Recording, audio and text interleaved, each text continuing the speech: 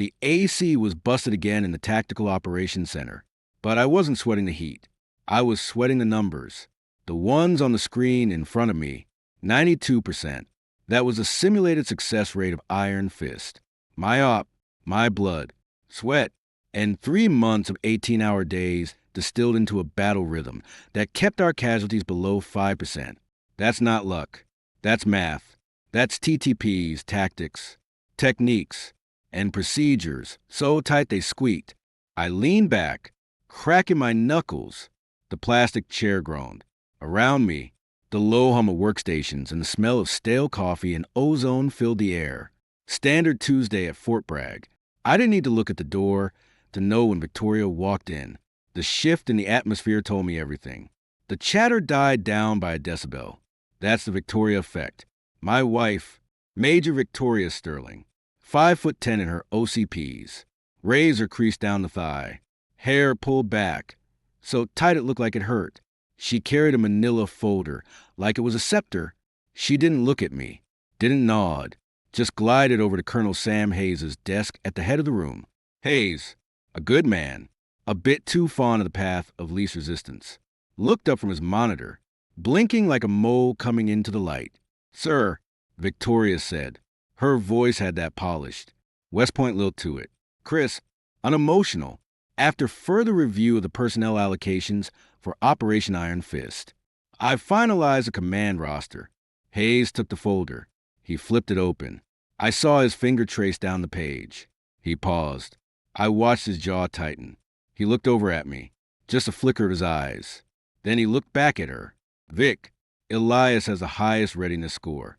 His planning, Sam." She cut him off, using the casual familiarity that usually made my skin crawl. "Elias's strength is in the data. We need someone with command presence for the alpha slot. Someone who projects confidence to the DoD subcommittee next month." I stood up, slowly. The legs of my chair scraped against the concrete floor, loud in the sudden silence. Every head in the TOC swiveled. I kept my hands flat on the table. "Steady. Don't let them see the gears grinding." With all due respect, "Colonel," I said, keeping my voice level, "my TTPs have a 92% success rate in the CAT simulator.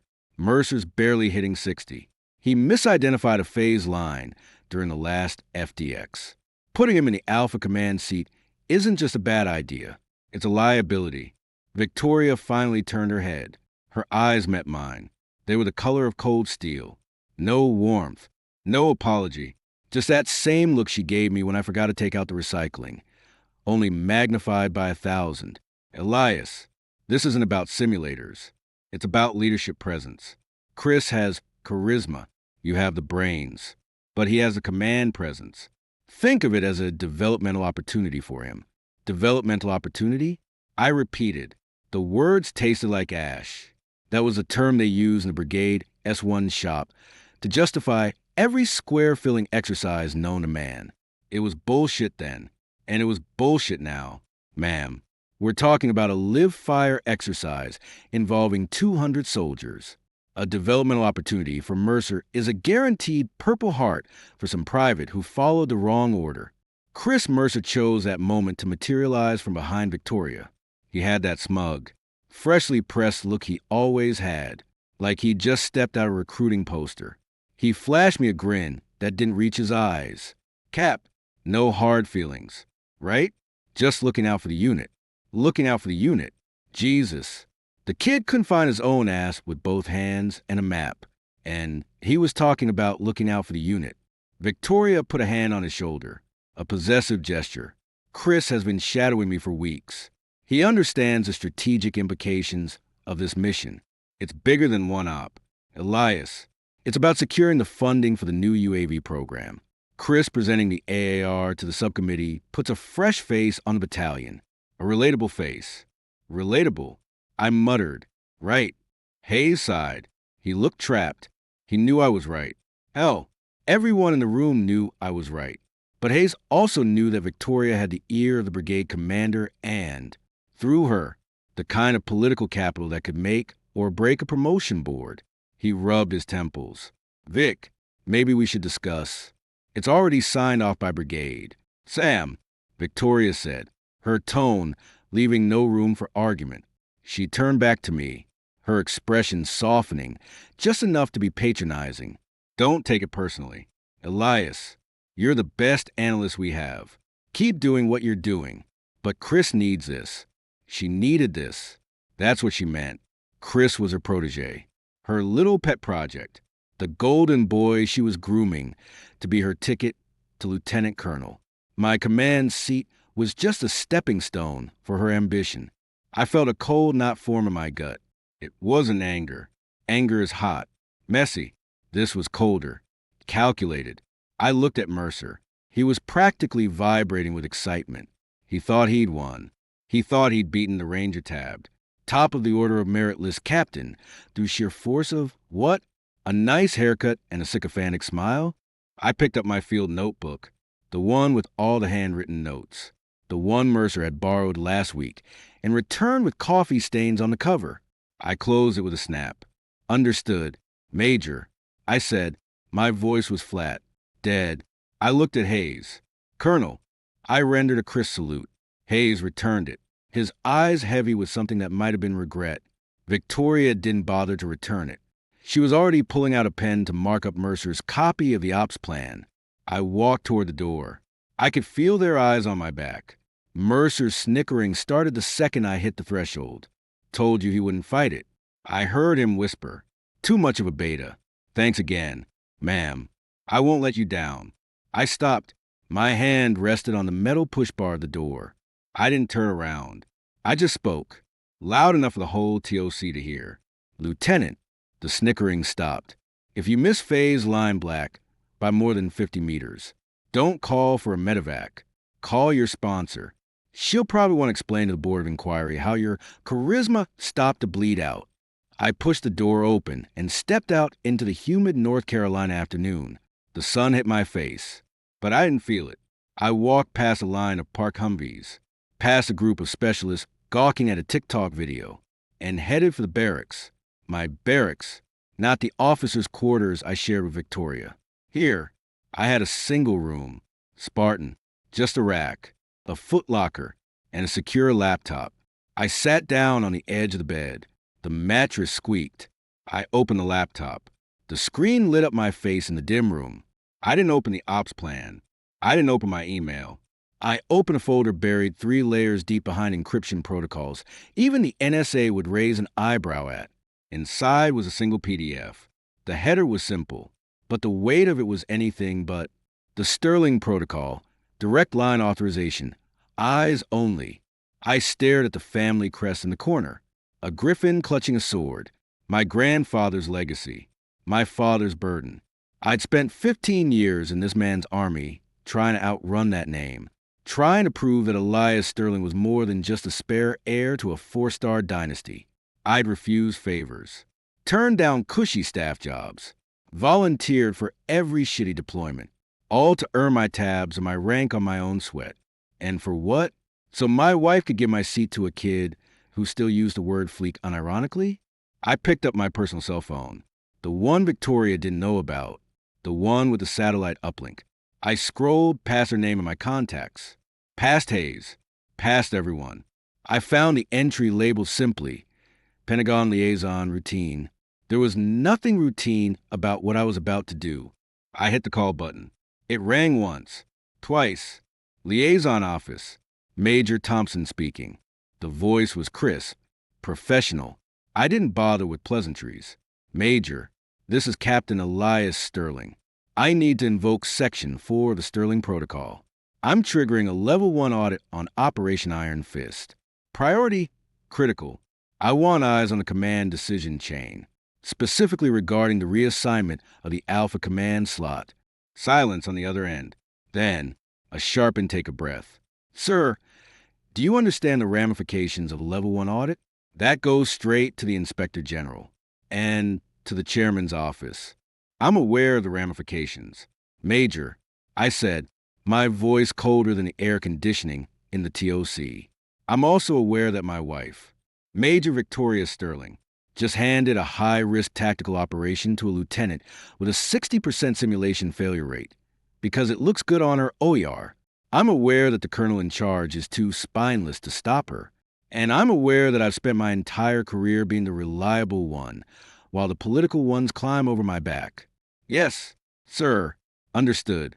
Transmitting the authorization code now. The audit will commence immediately. Do you require security detail? Negative. Keep it quiet. Let them hang themselves with their own hubris. But Major?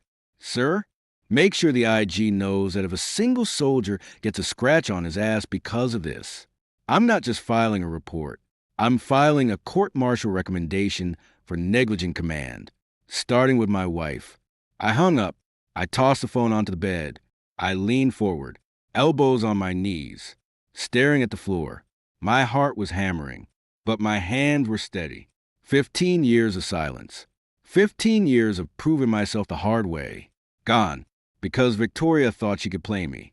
Because Mercer thought I was a pushover. I stood up and walked to the small mirror tacked to the wall. I looked at myself. Same hazel eyes. Same buzz cut. Same Ranger tab. But something was different. The part of me that wanted to keep the peace.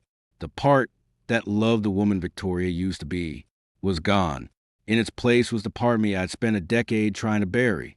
The part that remembered what the Sterling name really meant. I heard the door to the barracks open. Heavy footsteps. I didn't turn around. The footsteps stopped outside my room. A knock. Cap, you in there? It was Mercer. His voice was pitched higher than usual. Nervous. Good. I turned around slowly. I didn't open the door. I just stood there, letting him wonder if I was going to answer. Hey, man. He tried again. Just wanted to say, thanks for not making a scene back there. Major Sterling. She said you'd understand. It's just business, right? Nothing personal. I looked at the door. I imagined his face on the other side. That fake, oily smile. Mercer, I said, loud enough for him to hear through the thin wood. Yeah, Cap, get off my porch. A beat of silence. What? You heard me. This is my room. My space. You don't belong here. And you sure as hell don't belong in my command seat. But since your sponsor seems to think otherwise, I'll make you a deal. Another silence. Longer this time. What kind of deal? Show up to the pre-combat inspection tomorrow morning. Actually, show up to the entire operation. Try your best. Give it your all. And when you will realize that you're in over your head, don't look for me to save you, because I won't. That's not very team-oriented. Cap, he whined. I laughed. It was a dry, humorless sound. Team-oriented? You want team-oriented? Go ask your sponsor how team-oriented it is to get your entire platoon pinned down, because you don't know the difference between an azimuth and an anus. Now, get lost. Lieutenant, I've got an audit to prepare for. I heard him sputter something. Then the sound of his boots retreating quickly down the hall. I turned back to the mirror. I straightened my collar. I checked my reflection. The man looking back at me wasn't the husband, wasn't the victim. He was the son of a general. He was a Sterling. And for the first time in a long time, I was ready to remind the world what that meant. I opened the encrypted laptop again. I started typing. Not a report. A list. A list of every regulation Mercer had violated in the last 6 months. A list of every ethical corner Victoria had cut. A list of every time Hayes had looked the other way. The Sterling protocol wasn't just an audit. It was a scalpel. And I was about to perform surgery on the entire chain of command. My phone buzzed. A text from Victoria. Where are you? We need to talk about your attitude. Don't make this harder than it needs to be. I read it. Then I deleted it. No reply. No explanation. She didn't deserve either. She'd made her choice. She'd chosen the protege over the partner. She'd chosen the politics over the profession. She'd chosen the illusion of power over the reality of competence. Now, I was going to show her the difference. I kept typing. The cursor blinked on the screen. A steady pulse in the dim room. Outside, the sound of the base continued. Engines revving. Drill sergeants yelling. The distant thump of artillery. But inside, there was only the sound of keys clicking and the cold, steady rhythm of a man burning the last bridge behind him. Protégé. Let her have her funding meetings and her OERs. I was done playing by her rules. From here on out, we played by mine. And mine involved a very public, very thorough, and very permanent end to one Lieutenant Chris Mercer's career. I saved the document. The underscore Sterling underscore docs. Then I closed the laptop, stood up, and walked out of the barracks. I didn't have a destination.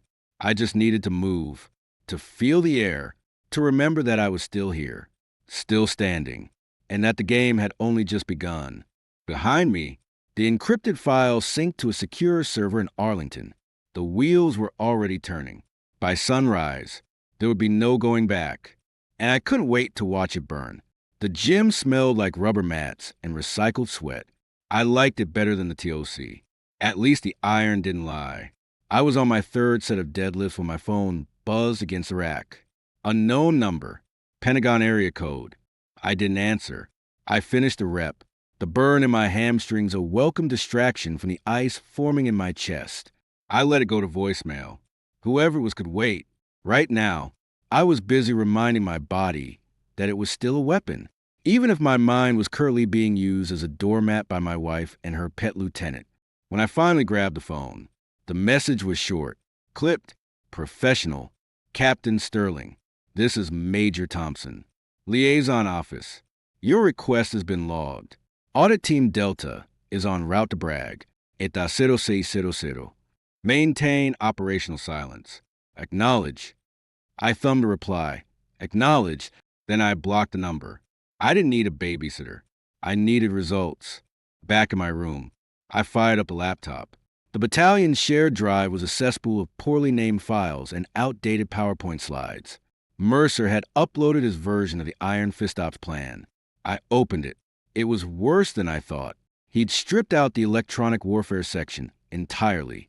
No jamming, no spoofing, just a big, dumb, frontal assault. Simplified to win. The notes read, Christ, he'd turned a precision raid into a goddamn infantry charge. I heard boots in the hallway. Light, quick steps. Victoria. She didn't knock. She never did anymore. She just pushed the door open. Already talking. Elias, we need to talk about your behavior yesterday. You embarrassed me in front of the colonel. I didn't look up from the screen. Embarrassed you? Or embarrass yourself? There's a difference. Victoria. One implies I care about your social standing. The other implies you made a tactical error, so blatant it compromises the mission. She crossed her arms, even in the dim light. Her uniform looked like it had been pressed with a laser. Don't be pedantic. Chris is perfectly capable. He just needs a chance to prove himself.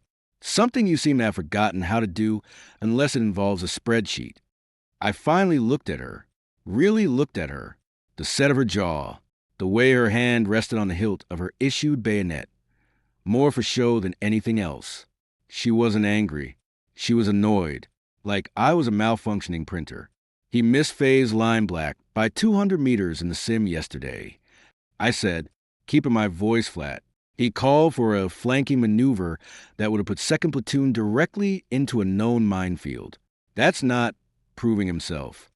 Victoria, that's negligence. That's why he has you. She shot back. You're the subject matter expert. You'll be in the TOC, guiding him. Consider it your new role. Senior enabler. Senior enabler. The words hung in the air. It was a title they gave NCOs who were too old to lead but too useful to kick out. She was demoting me.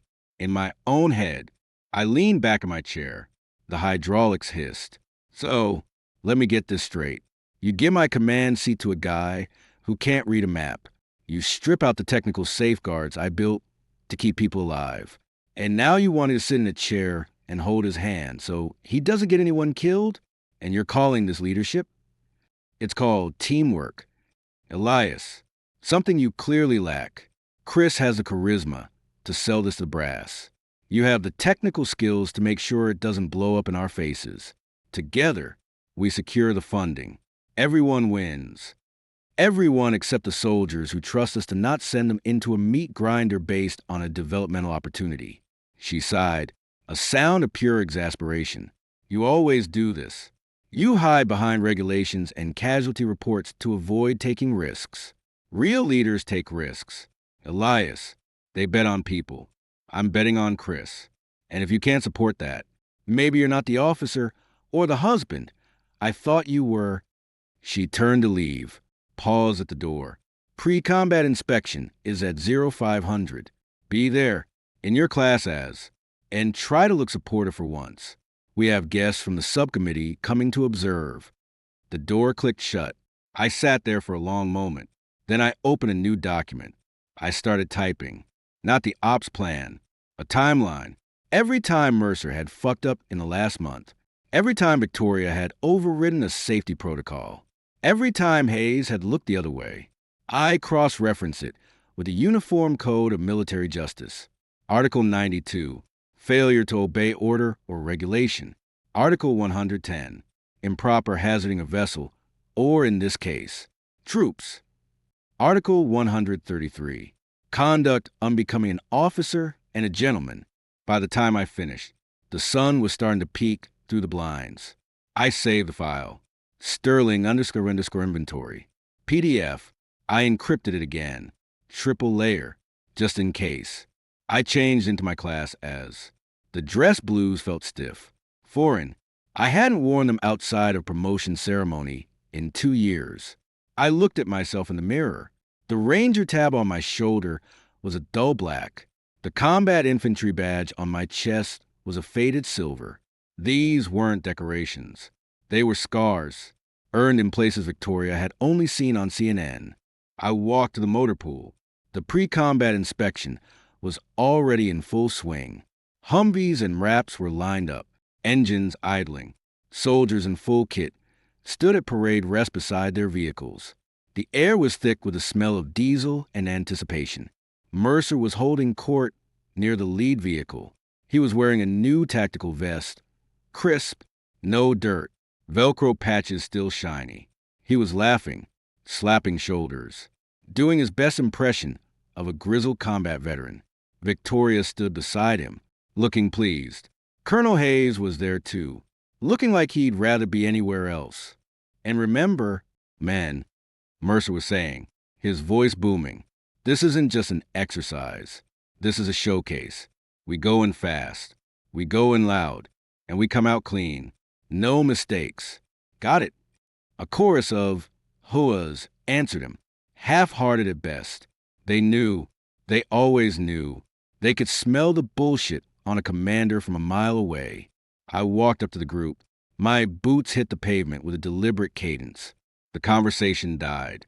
Mercer looked at me, his smile faltering for a split second before he forced it back into place. Cap, there you are, looking sharp. He gestured to my uniform, ready to provide some senior oversight. I ignored him. I looked at the map spread out on the hood of the Humvee. Mercer's simplified route was drawn in thick red marker. It went straight through a section marked unclear hazards. There's a problem, I said, my voice cut through the idle chatter like a knife. Victoria frowned. What now? Elias. I pointed to the map. Lieutenant, you're routing 1st Platoon through grid 4157. That's a known minefield. It's not cleared until Phase 2. Mercer's face flushed. He leaned over the map, squinting. No, it's not. I checked the overlay. That's Phase 1 clear. See? Right here. He jabbed a finger at a spot a few inches away. That's grid 4158. Lieutenant, you're off by 1,000 meters. And that's not a clearance overlay. That's the location of the battalion aid station. You're planning to drive your lead element through the medics. A few of the platoon sergeants exchanged glances. One of them, a grizzled sergeant first class named Miller, coughed into his fist. It sounded suspiciously like a laugh. Victoria stepped in, her voice tight. Elias, that's enough. Chris, adjust the route. Move it 50 meters east. Problem solved. It's not solved, I said, because the underlying problem isn't the route. It's the fact that the person in the Alpha Command seat doesn't know how to read a grid coordinate. And you, I turned to Victoria, are enabling a failure that's going to get people hurt. Stand down. Captain, she snapped. That's an order. I held her gaze. With all due respect, Major, an illegal order isn't binding, and sending troops into a known hazard without clearance violates Article 110 of UCMJ. I'm not standing down. I'm preventing a court-martial. Are you threatening me? She hissed. I'm informing you. I corrected. But since you seem to prefer Chris's simplified approach, let's simplify the legal consequences if he proceeds on this route and a soldier loses a leg. The investigation won't stop at him. It'll come to you and to Colonel Hayes because you signed off on it. And I'll be the star witness explaining exactly how you prioritized a developmental opportunity over troop safety. Hayes finally spoke up, his voice rough. Christ, Vic, he's right. The route is wrong. Mercer, fix it, now. Mercer looked like he was about to cry. But, ma'am, I thought. You thought wrong. I said. I turned to the assembled NCOs. Sergeants, check your overlays. Confirm your grids. If your lieutenant gives you an order that puts your men in unnecessary danger, you have the authority and the obligation to question it. Understood? Huh, sir. The response was louder this time, more genuine. Victoria looked like she'd swallowed a lemon. She grabbed my arm, pulling me away from the group. Her nails dug into my bicep through the wool of my coat. In my office. Now, she whispered fiercely. I shook her off. I don't work in your office. Major, I work for the Army. And right now, I'm ensuring this battalion doesn't become a fucking punchline on the evening news. You want to talk about my attitude? Fine, but you do it after you explain to these men why their lives are worth less than your pet project's resume. I turned back to the vehicles.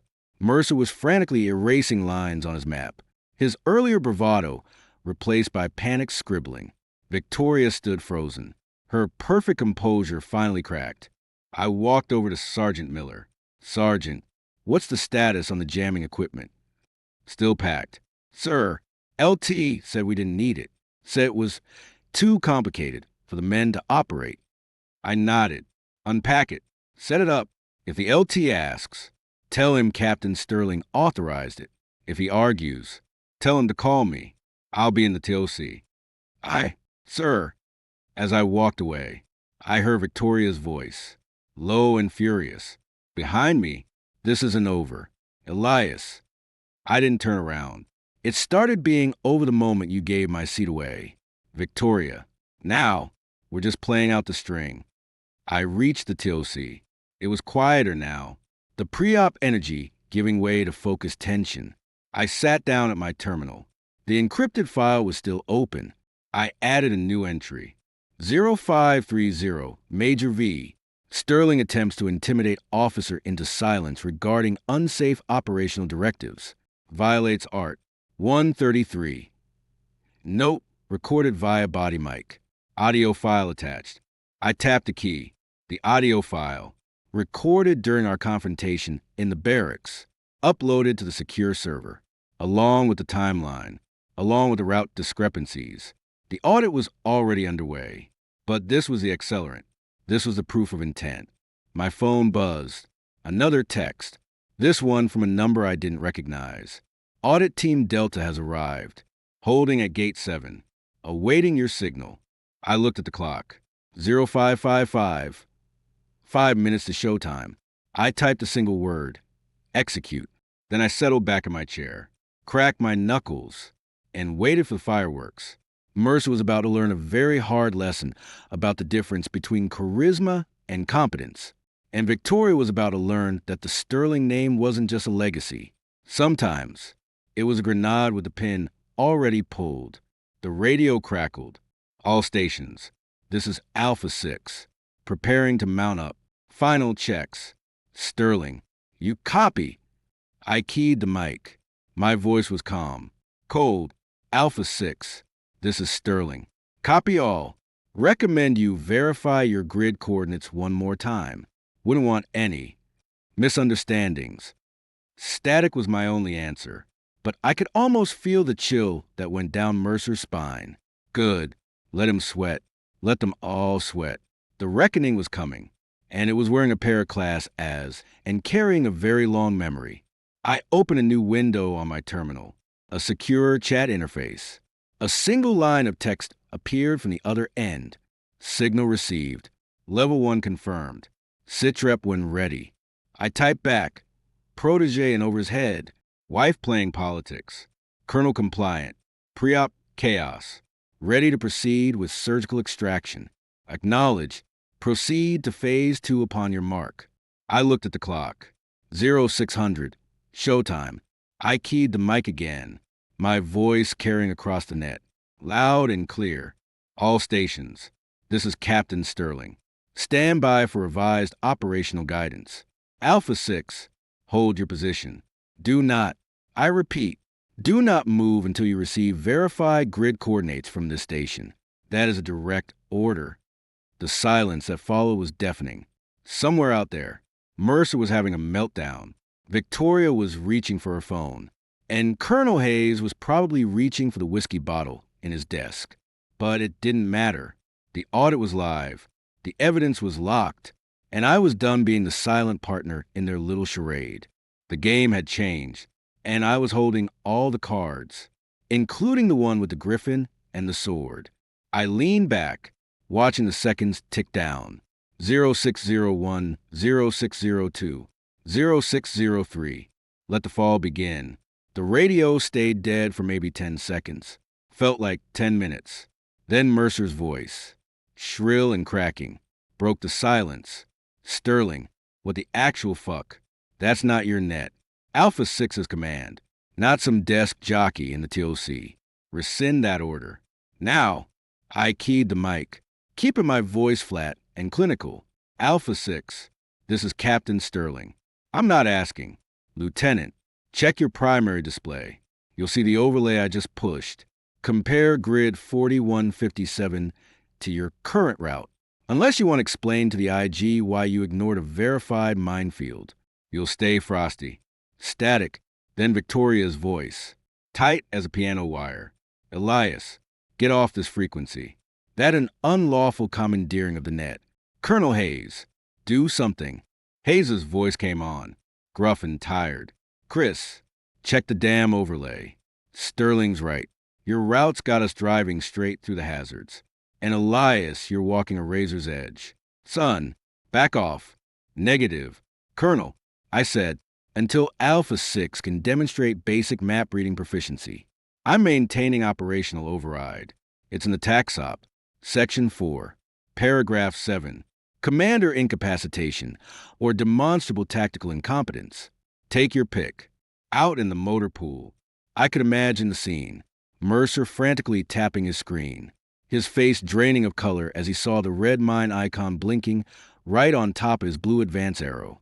Victoria probably had that look she got when her OER wasn't going her way. Tight lips, narrowed eyes, the one that usually ended with someone getting reamed in her office. Colonel, he's jeopardizing the entire op. Victoria hissed over the net. The subcommittee is watching. We look like amateurs. We are amateurs if we blow up a platoon before 9 a.m. Vic, Hayes shot back. A rare flash of spine from the old man. I watched the tactical display. Mercer's icon, Alpha 6, was still sitting at the start point. Frozen. Indecision was a killer in combat. Right now, it was just embarrassing him in front of the entire battalion. Then things got worse. Or better, depending on your perspective. Contact front. Mercer yelled, his voice pitching high. Wait, no. I mean, left. Shit. Where's my flank? I lost a flank. Classic Mercer. Panic setting in. He'd forgotten the basic battle drills. On the simulated battlefield, the Opfer drones, playing the enemy, were exploiting the gap Mercer had left wide open because he'd simplified the security elements out as planned. Red icons started popping up on my screen, flanking Alpha Company's position. Sterling, Mercer screamed, I've got bogeys everywhere. My screens are red. What do? I didn't hesitate. I keyed the mic, broadcasting on the main command frequency so everyone could hear. All stations. This is Captain Sterling, implementing Protocol Sierra Actual. Ignore light. Mercer's last transmission. Shift grid to Foxtrot. 7-9. Second platoon. Pivot left. Establish blocking positions on phase line green. Third platoon. Support by fire from Hill 203. First platoon. Hold your nose and stay put until the dust settles. Execute. I didn't wait for acknowledgement. I was already moving my fingers across the secondary keyboard, accessing a remote tactical node I'd piggybacked onto the battalion's network 3 months ago, a backdoor I'd built after Mercer accidentally deleted a critical intelligence update. I wasn't hacking. I was correcting. I rerouted the digital terrain data, forcing Mercer's screen to display the correct threat overlay whether he liked it or not. Outside, the chaos started to resolve.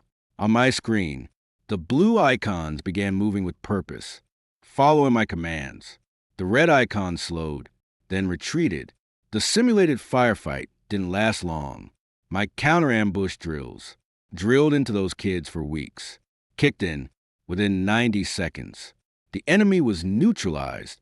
Silence on the net, except for Mercer's ragged breathing. Sterling, you just took over. That's mutiny. Mutiny, Lieutenant? I keyed back. You just led a mock assault into a simulated minefield and got your entire company killed in the first 5 minutes by ignoring basic sector sketches. My mutiny just saved your career from ending today in a court-martial for negligent homicide. Though, looking at your performance, maybe I shouldn't have bothered. I heard a scuffle over the open mic. Then Victoria's voice, low and venomous. Elias, my office. Now, we're going to discuss your future in this army. I leaned back, cracking my neck. Can't do that right now. Major, busy saving your pet project's ass. Again, tell you what, once the AAR is done and the subcommittee leaves, you and I can have a long talk. Bring Chris. I'd love to hear how his charisma stops a bullet. I killed the transmission. The DOC was silent. Every specialist, every sergeant, every lieutenant was staring at me. No one moved. No one breathed. I could feel the shift in gravity. The balance of power hadn't just tipped. It had shattered. Colonel Hayes walked in, his face a mass of conflicting emotions, relief, anger, and a healthy dose of fear. He looked at the screen, then at me. Son, you just hijacked a battalion-level operation. I prevented a total failure. Colonel, I said, standing up, there's a difference. One is dereliction of duty. The other is assuming command when the appointed leader demonstrates incapacity. Read the manual. Before he could respond, the door to the TOC burst open. Victoria stormed in, Mercer trailing behind her like a scolded puppy. Victoria's uniform was immaculate, but her composure was in tatters. Her eyes were blazing. "Are you out of your goddamn mind?" she shouted, not caring about rank or protocol. "You humiliated me. You humiliated this battalion in front of the subcommittee." I held her gaze. "No, Victoria, I prevented a humiliation. The only person humiliating this battalion is the one who put an unqualified officer in the Alpha Command seat for a photo op. Look at the board." I pointed to the main screen. The simulated casualty count for Alpha Company was 0. Before my intervention, it had been hovering at 80%. Those are soldiers' lives, simulated or not. You don't gamble with them for a bullet point on an OER. Mercer found his voice, though it was thin and reedy. You set me up. You sabotaged my plan. You want the seat for yourself." I turned to him. "Chris, your plan was sabotage. You deleted the electronic warfare package. You routed through uncleared terrain. You forgot your own call signs. I didn't set you up. I just declined to let you burn the house down around us. And for the record, I don't want your seat. I want competent leadership in it. Since you can't provide that, I filled the void. Don't mistake competence for ambition." "Colonel," Victoria demanded, turning to Hayes. "Arrest him." He disobeyed a direct order. He commandeered government property. He saved your sorry asses. "Vic," Hayes roared, finally snapping. He ran a hand over his bald head. "God damn it. Look at the board. Look at the reports from the observers." Mercer was drowning, and Sterling threw him a lifeline, a very public, Very embarrassing lifeline, but a lifeline nonetheless. And you, he pointed a shaking finger at Victoria. You authorized this clusterfuck. I'm going to have to explain this to the brigade commander, to the generals. Christ, as if on cue, the sound of tires screeching outside filtered into Dosi, not the rumble of a deuce and a half or the whine of a Humvee, the sharp, expensive shriek of high-performance brakes. Multiple vehicles. Hayes frowned. Who the hell is that? The subcommittee isn't due for another hour. I didn't answer. I already knew. I walked to the TOC's main entrance and pushed open the door. Two black Chevrolet Suburbans. Government plates. Tinted windows. We're skidding to a halt in the gravel lot. The doors flew open. Men in civilian clothes. Dark suits. Aviator sunglasses. Haircuts that scream DC. Bureaucracy or special operations. Piled out. They move with practiced efficiency. Not running, but fast walking with purpose. One of them, a tall guy with a granite jaw, spotted me immediately. He didn't break stride. He reached into his jacket, pulled out a leather credential holder, and flashed it as he approached. The silver badge caught the morning sun. Defense Intelligence Agency. Yeah, Captain Elias Sterling? Granite Jaw's voice was clipped, authoritative. I nodded. That's me. He didn't salute. Civilians didn't. But the respect in his posture was unmistakable. I'm Special Agent Miller. Yeah, Office of Special Inquiries. We need to speak with you, immediately, regarding Operation Iron Fist and the ongoing audit. Behind me, I heard Victoria gasp. Mercer made a choke sound. Hayes just stared, his mouth slightly agape. Agent Miller's eyes flicked past me to the doorway, where Victoria and Mercer were standing. Major Sterling, Lieutenant Mercer, we'll be speaking with you both shortly. But right now, Captain Sterling is our priority. Step aside. Please. Victoria didn't move. She looked like she'd been slapped. Her eyes darted from the DIA agent to me, searching for some sign of weakness, some explanation that didn't involve the complete implosion of her world. Elias, what is this? What did you do? I looked at her, really looked at her, the woman I'd married, the woman who just tried to destroy my career, to prop up hers and her protégés. I felt nothing, no anger, no satisfaction, just a vast, empty clarity. I didn't do anything. Victoria, I said quietly, I just stopped pretending the Emperor was wearing clothes. Turns out, the DIA doesn't appreciate it when junior officers play politics with operational security. Neither does my father. Her face went white. You're your father? I didn't elaborate. I turned back to Agent Miller. I'm ready. Agent. He nodded, then gestured to one of the other suits. Secure the TOC. Preserve all data. No one in or out without my say-so. Then he looked back at me. Captain, if you'll come with us. General Sterling is expecting your preliminary report within the hour. The name hit the courtyard like a mortar round. General Sterling, not just a name. The name, the 4-star, Vice Chief of Staff of the Army. My father. Victoria swayed on her feet. Mercer actually took a step back, his eyes wide with dawning horror. Colonel Hayes looked like he might need medical attention. I walked toward the Suburban, Agent Miller falling into step beside me. Over my shoulder, I addressed the silent, staring crowd in the TOC doorway. Colonel Hayes, I said, my voice carrying clearly. Ensure Lieutenant Mercer provides a full written statement regarding his tactical decisions during the exercise. Include the part where he confused the aid station with a minefield. I'm sure the IG will find it illuminating. Major Sterling, you can reach me through official channels or through my father's office, whichever is more convenient. I didn't wait for a response. I ducked into the back of the Suburban. The door slammed shut, cutting off the sight of their stunned faces. The engine roared to life. As we pulled away, I caught a final glimpse of Victoria in the side mirror. She wasn't looking at the car. She was looking at the ground. Her shoulders slumped, the realization finally hitting her. She hadn't just lost a command seat. She'd lost the war. And she'd done it by underestimating the one man she should have never crossed. Agent Miller, handed me a satellite phone. General Sterling is on line 1. Captain. I took the phone, brought it to my ear. The voice on the other end was crisp, familiar, devoid of paternal warmth, pure military bearing. Elias. Sir. Report. I looked out the window as Fort Bragg blurred past. Audit initiated. Operational failure prevented. DIA on site. Primary subjects identified. Request permission to proceed with Phase 2. A pause. Then, a single word. Granted. Clean it up. Son. And Elias? Sir?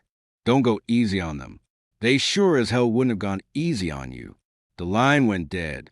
I handed the phone back to Miller. He didn't ask what was said. He just nodded, understanding in his eyes. Phase 2. Time to end this. Permanently. I settled back into the leather seat, watching the pine trees whip by. The silence in the car was absolute, but in my mind, I could still hear Mercer's panicked voice, Victoria's furious hiss, and the satisfying, final click of the cell door slamming shut behind them.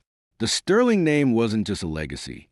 Today, it was a sentence, and I was the judge, jury, and executioner. Let the reckoning continue. The Suburban didn't take us to the usual visitor parking or the brigade HQ.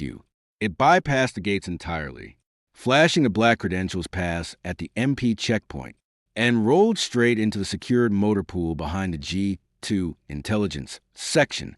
No windows, just cinder-block walls painted olive drab and the smell of hydraulic fluid. Agent Miller led me into a windowless briefing room.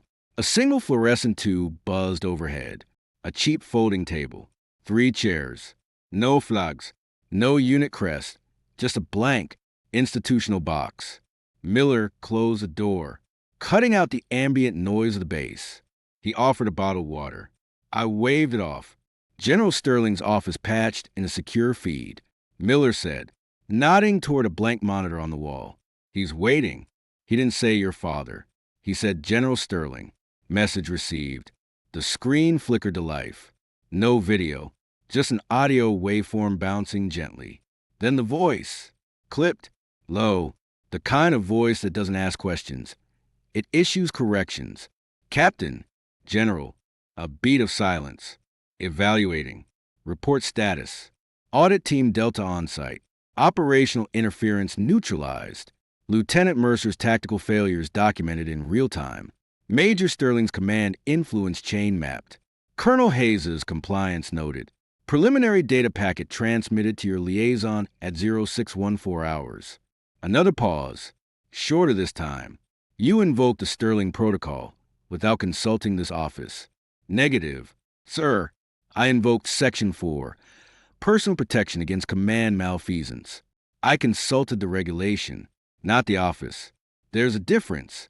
A dry, almost inaudible exhale. Not quite a chuckle. Approval. Maybe. You've put the DIA in a delicate position. Elias, we don't typically intervene in battalion-level pissing contests. Respectfully, sir, this wasn't a pissing contest. It was a foreseeable operational failure enabled by nepotism and gross tactical negligence. Mercer's leadership presence nearly got 2 platoons wiped in a live-fire simulation. My wife traded unit readiness for a bullet point on her OER. That's not a pissing contest. That's a breach of Article 110 and 133. I gave you an audit. You can call it whatever you want. The waveform flattened. He was thinking when the general thought.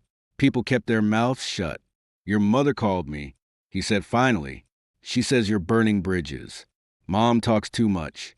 She also says Victoria didn't know. I leaned forward, my voice dropping an octave. She knew. She signed the transfer orders. She stood in the TOC and told me Mercer's charisma outweighed my TTPs. She looked me in the eye and called me a senior enabler. She knew exactly who she was burying to dig her own grave. Silence again. Then, the subcommittee is spooked. They want heads. Hayes is already lawyering up. Let them. I said. Hayes had 3 chances to stop it. He took the easy road every time. Mercer's a fool. Victoria is the architect.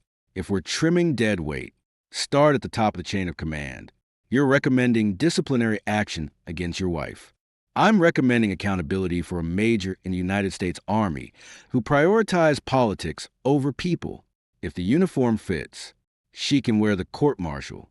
The door opened without a knock. Another suit, mid-30s. Compact build. A faint scar above his left eyebrow. He slid a manila envelope onto the table in front of Miller. No words. Just a nod and he was gone. Miller opened it, pulled out a stack of printed emails. Highlighted in yellow, he slid one across the table to me. Subject, Iron Fist Subcommittee Briefing. From Major V, Sterling, to Light, C. Mercer. Timestamp, 0447 HRS. Chris, drop the jamming nonsense. Too technical. Makes us look risk-averse. Simplify the route. I need a clean AAR for the 15th. Remember, this is about perception. Sell the confidence. I'll handle Hayes. Don't screw it up. V. I read it twice, then pushed it back. Exhibit A. Miller didn't blink. We have 12 more like it. Internal audit flagger drive at 0540. Automated keyword hits on funding. Or subcommittee and Mercer. She deleted most of them. We recovered the metadata. She's smart. I said, just not smart enough. She's scared. Miller corrected. There's a difference. Scared people make mistakes. Like using her government-issued device to coach a subordinate on how to circumvent safety protocols. The speaker crackled. Miller, sir, prepare a formal 15 to 6 investigation. Focus on command influence and operational risk. I want Hayes' signature on the relief for cause memo before COB. Mercer is done. VA relief is pending further review. Pending? I asked. Your mother, the general said. Flatly, she wants a chance to talk some sense into her. I told her you don't negotiate with mutineers. But she's your mother. You have 5 minutes. Then the paperwork drops. The line went dead. Miller stood. 5 minutes. Captain. Then we walked this into the brigade commander's office and let the chips fall. I stayed seated. She'll call. Sure enough, my personal cell, the one Victoria didn't know existed, buzzed. Unknown number. I answered. Elias. Her voice. Not angry. Not yet. Just careful. Measured. The tone she used when she was about to lose a promotion board and needed a favor. Victoria. What the hell is going on? Did I agents? My emails? They froze my CAC. I can't even get into my own office. You mean the office you used to delete evidence of you coaching Mercer to ignore safety protocols? Yeah, that tends to trigger an audit. I was managing perception. For the unit, for us. If this op looked clean, we get the UAV funding. I get my LTC pin. You get stability. Why are you doing this? Doing what? Preventing a preventable disaster? Or refusing to let you sacrifice soldiers on the altar of your ambition? Pick one. You're ruining everything. Do you have any idea what this will do to my career? To ours? Our career ended when you gave my seat to a guy who thinks a grid coordinate is a type of energy drink. And your career ended when you decided perception mattered more than reality. Elias, please, we can fix this. Talk to your father. Make this go away. I'll transfer Mercer. I'll apologize.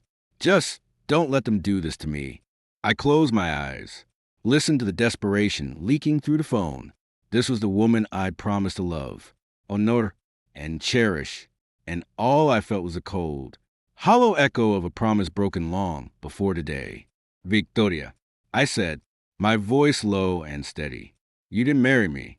You married the idea of me, the quiet, competent officer who wouldn't make waves, the guy who'd stay in the background while you climbed. But you made one fatal mistake. What? You assumed I stayed quiet because I had nothing to say. I stayed quiet because I was giving you the benefit of the doubt. I was trying to be the husband you wanted. But you didn't want a husband. You wanted a prop. And when I stopped being a useful prop, you replaced me. That's not true. It is true. And now you're finding out that the man you tried to sideline is the only reason you're not already facing a general court-martial. So don't ask me to fix this. Fix it yourself. Or don't. Either way, The sterling name isn't your shield anymore. It's your tombstone. I hung up, blocked the number, tossed the phone on the table. Miller raised an eyebrow. Clean? Clean. He picked up the secure handset on the wall. Miller to Team Delta.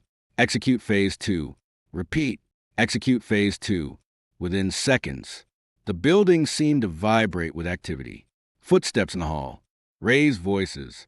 I caught snippets. Seize all electronic media.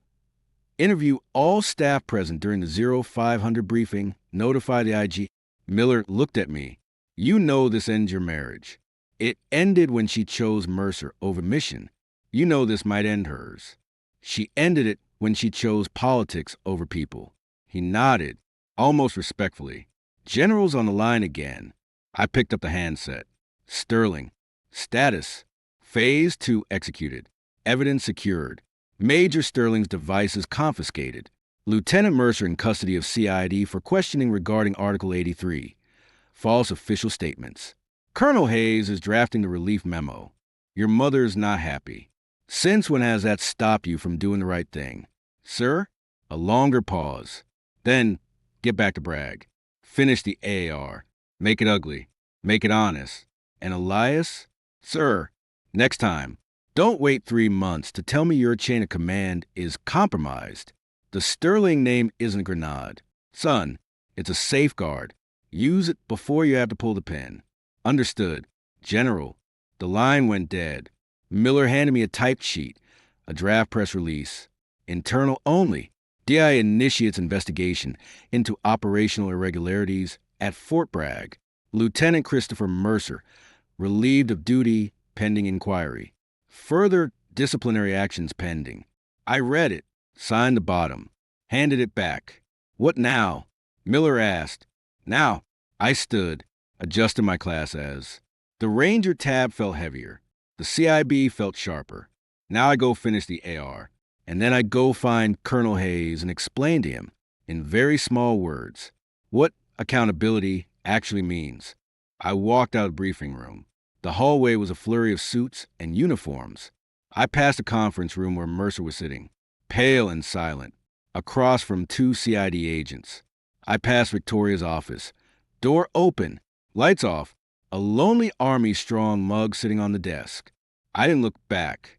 Outside, the sun was higher now, hot, unforgiving. I walked across the motor pool toward the TOC.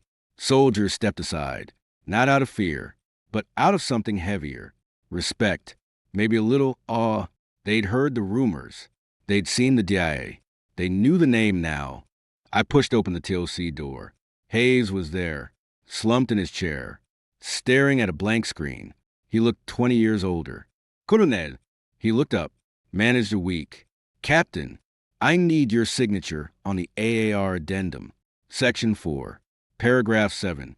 Commander incapacitation due to tactical incompetence.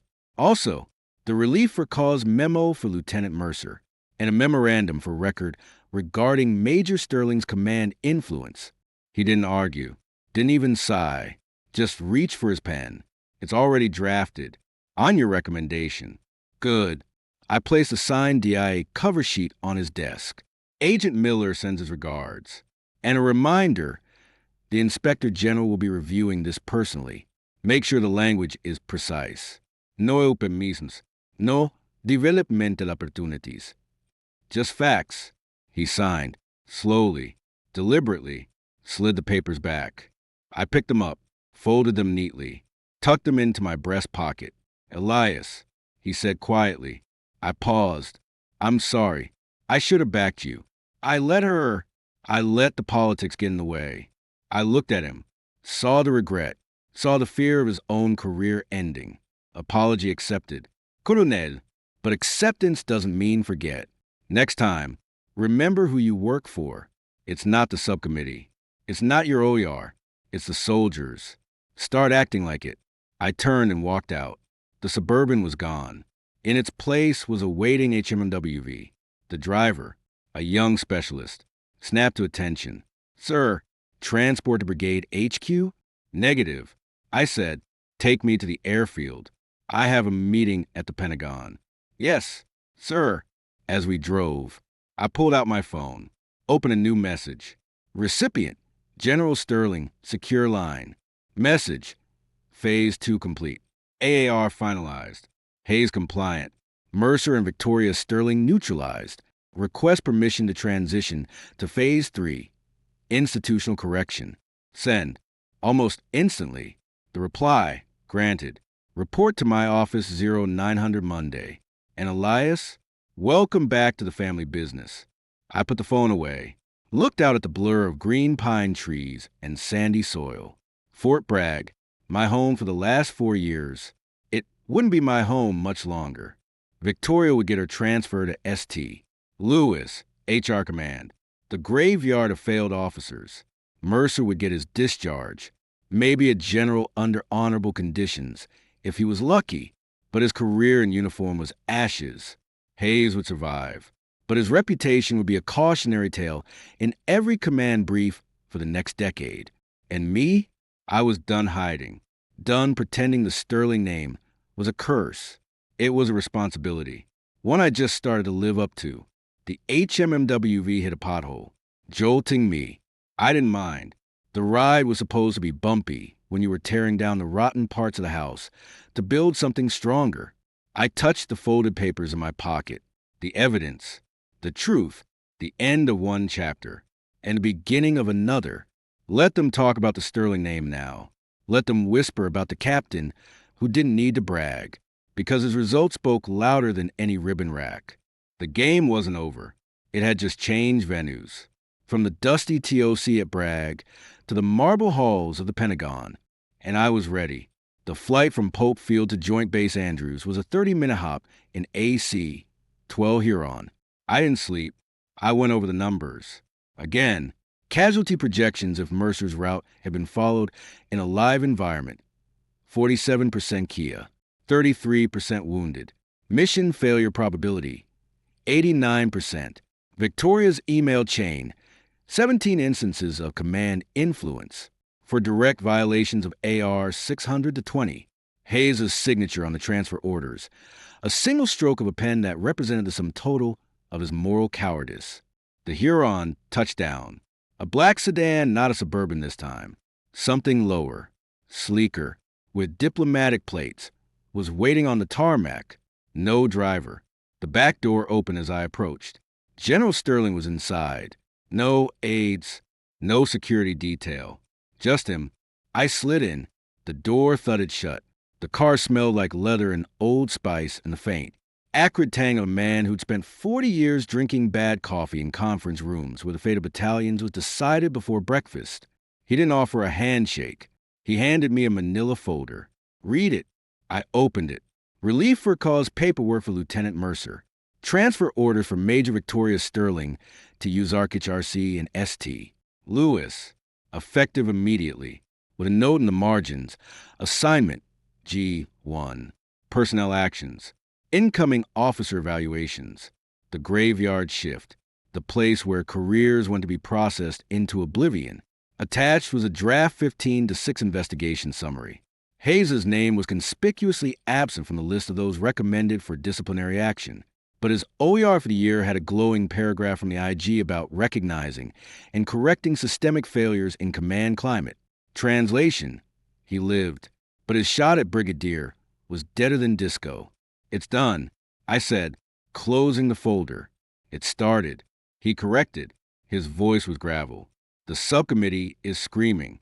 The Army Times has a leak about a high-profile investigation at Bragg. Victoria's lawyer called the Judge Advocate General's office this morning. Hayes is telling anyone who will listen that he always had concerns about Mercer's tactical acumen. He's a liar. He's a survivor. There's a difference, but it rarely matters. What matters is the narrative.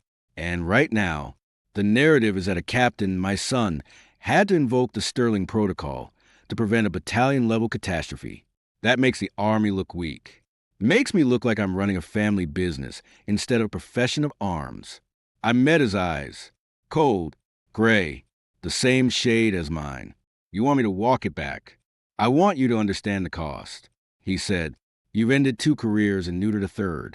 You've dragged the name Sterling into a public pissing match over a command seat. That's not how we operate. We don't swing the sword unless the head is already on the block. You just swung it to see if it was sharp. It was sharp enough to cut through the bullshit. Bullshit that you let accumulate for 3 months. He snapped. You knew Mercer was incompetent in April. You knew Victoria was playing politics in May. Why did you wait until they handed your seat to someone else to act? Why did it take a personal slight to make you grow a spine? The question landed like a punch. He was right. I'd been silent, complicit, hiding behind my own version of professionalism while they dismantled the standards I claimed to uphold. I was trying to earn it, I said quietly, without the name, without the pull. I wanted to be Elias Sterling, Ranger, not Elias Sterling, General's son. I thought if I was good enough, competent enough, the system would work. That merit would win. And when the system failed, I realized the system is just people, Dad, people like Victoria, who want the seat more than they want the responsibility. People like Hayes, who want the promotion more than they want the truth. And people like me, who wait too long to speak up because they're afraid of looking like they're playing favorites. He grunted, looked out the window as we passed the Pentagon South parking lot. You're not wrong. The system is people, and people are flawed. That's why the name exists. Not to give you a free ride, but to give you a platform to fix what the system won't. You wasted 3 months of that platform feeling sorry for yourself because your wife didn't appreciate your TTPs. The car stopped. We were at the river entrance. He didn't move. There's a press conference in 20 minutes. The secretary wants a unified front. I'll say the Army takes these matters seriously. You'll stand behind me. You'll say nothing. Afterward, you'll go to your new assignment, which is West Point, tactics instructor, Department of Military Instruction. You'll teach lieutenants how not to be Mercer. You'll teach majors how not to be Victoria. And you'll teach yourself that the name isn't a shield to hide behind. It's a standard to live up to. He opened the door. I followed. We walked through the corridors in silence. Officers and civilians parted like the Red Sea. No one made eye contact. The air was thick with the unspoken knowledge of who we were and what we represented. The press room was a circus. Flashing cameras. Reporters shouting questions before we even reached the podium. General Sterling, is it true your son triggered the investigation? Captain Sterling, how does it feel to be at the center of a command scandal? General, does this indicate a breakdown in Army leadership? The general raised a hand. Silence fell. He stepped to the microphone. His voice was calm, measured, lethal in its precision. Good morning. Earlier this week, a tactical exercise at Fort Bragg revealed significant deficiencies in command preparedness and operational planning. As Vice Chief of Staff, I initiated a comprehensive review to ensure accountability and uphold the standards of our Army. Captain Elias Sterling, a highly decorated ranger and tactical expert, identified these deficiencies and acted in accordance with Army regulations to prevent a potential loss of life. The individuals involved have been appropriately reassigned pending the outcome of ongoing administrative actions. The United States Army holds its leaders to the highest standard. When those standards are not met, we act. We do not tolerate complacency. We do not tolerate negligence. And we do not tolerate the politicization of our profession. Thank you. He stepped back. No questions. The message was delivered. The narrative was set. I was the hero who prevented a disaster, not the son who exposed his wife. Victoria was a deficiency in command preparedness, not a manipulative climber. Mercer was a significant deficiency, not a punchline. As we left the stage, a reporter from Stars and Stripes managed to shove a recorder toward me. Captain, any comment on your wife's transfer? I stopped. The general didn't. He kept walking, but I knew he was listening. I looked at the reporter, at the camera, at the dozens of young lieutenants and cadets who would see this clip. Major Sterling is a talented officer, I said, my voice carrying, but talent without integrity is a liability. She made a choice to prioritize perception over reality. That choice has consequences. My only comment is this. Never confuse the rank on your chest with the character in your heart. One can be given. The other must be earned. Every single day. I turned and walked away. The clip would go viral. It would be quoted in PME, professional military education, classes for years. It was the closest thing to an apology or a condemnation Victoria would ever get from me. Back in the general's outer office, his aide, a sharp-looking major, handed me a sealed envelope. Your orders. Captain, reporting to West Point on Monday. Housing is arranged. The department head is expecting you. I took the envelope. Thank you, Major. The general was at his desk, looking out at the Potomac. He didn't turn around. You'll hate it at first. Teaching is harder than leading. You can't just give an order and expect a platoon to move. You have to explain why the order matters. You have to convince a room full of future officers that your way is the right way. Not because you say so, but because it's true. I'm ready. He turned. For the first time, I saw something like approval in his eyes. Not warmth, not pride, just acknowledgement. You're not ready. You'll never be ready. That's what makes a leader. The understanding that you're always one decision away from failing the people who trust you. Victoria forgot that. Mercer never learned it. Hayes ignored it. Don't you ever forget it. He walked over and extended his hand. Not a salute, a handshake. Firm, dry, the grip of a man who'd held the reins of power for decades. Welcome to the family business. Son, I shook his hand. Thank you, sir. I left the Pentagon without looking back. The car was gone. I walked to the metro, sat in the silence of the train, surrounded by commuters who didn't know me, didn't care about the Sterling name, didn't know that the man sitting next to them had just helped end a career and redefine a legacy. My phone buzzed. A text from an unknown number, probably Victoria, using a burner. I opened it. I hope you're happy. I hope the name was worth it. I loved you, Elias. I really did. But you were always so cold, so distant. I just wanted us to win. Is that so wrong? I read it twice, deleted it, blocked the number. She didn't get the last word. The truth did. At West Point, I reported to the Department of Military Instruction. The department head, a colonel with a chest full of combat badges, greeted me with a nod. Captain Sterling, we've heard about your recent experiences. We don't care about the drama here. We care about tactics. You'll be teaching squad tactics and patrol leadership. Your first class is at 0800 tomorrow, room 302. Don't be late. Yes, sir. He handed me a stack of textbooks and a syllabus. These kids, cadets, they're hungry. They want to lead. They want to win. But they're also naive. They believe the brochures. Your job is to teach them the reality. Teach them that a commander's first responsibility is to the soldiers, not the mission, not the media, not the promotion board. The soldiers. You remember that. You'll do fine. I remember, sir, that night I stood in my new quarters, small, Spartan, a single bed and a desk overlooking the Hudson. I unpacked my gear, my uniforms, my books, and the one thing I kept from the audit, the original draft of Mercer's ops plan, covered in my red ink corrections. I framed it, hung it on the wall opposite my desk, a reminder, not of the victory, but of the cost of silence. The next morning, I walked into room 302. 60 pairs of eyes snapped to attention, eager, young, unbroken. I set my notebook on the podium, looked out at them. Gentlemen, I said, my voice echoing in the quiet room, and ladies, my name is Captain Elias Sterling. I'm here to teach you how not to get your people killed.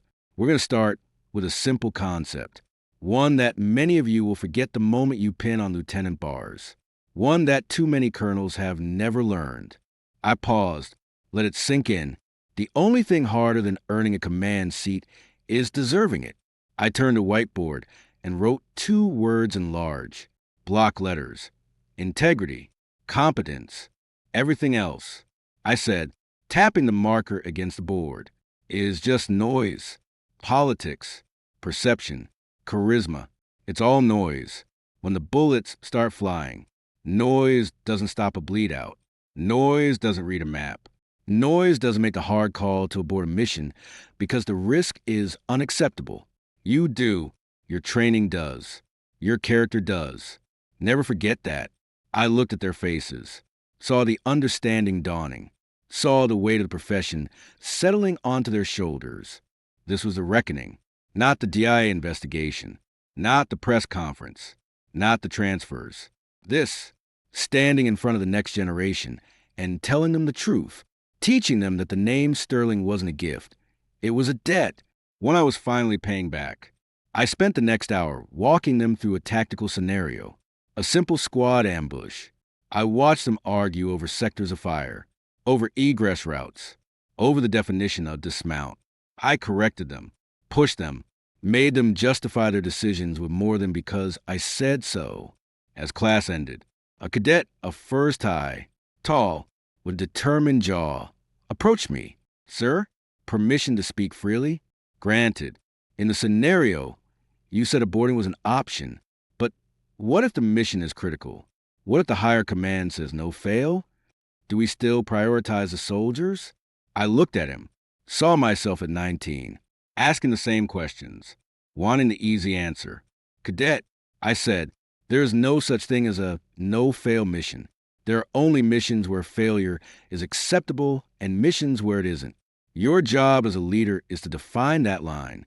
If the cost of success is the lives of your soldiers, and that cost isn't justified by the strategic gain, then your duty is to say no to the colonel, to the general, even to the president. Because when those soldiers die, they don't die for the mission. They die for you. Make sure you're worth it. He absorbed that, nodded, slowly. Yes, sir.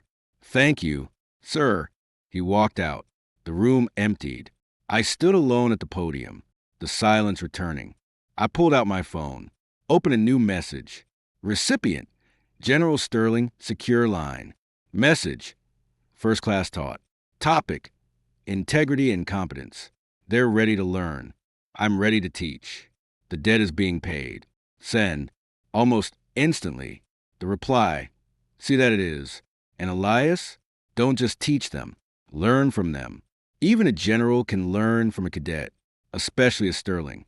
I smiled, a real one, for the first time in months. I walked a window, looked out at the parade field. Cadets were forming up for noon formation. Their voices carried on the wind, strong, clear, unified. This was a reckoning, not an ending, a beginning, a new chapter. One where the Sterling name wasn't a shadow I hid from, but a standard I upheld. One where I didn't just occupy a command seat. I deserved it.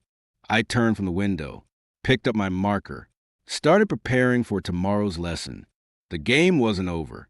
It had just moved to a bigger board. And this time, I wasn't just a player. I was the coach.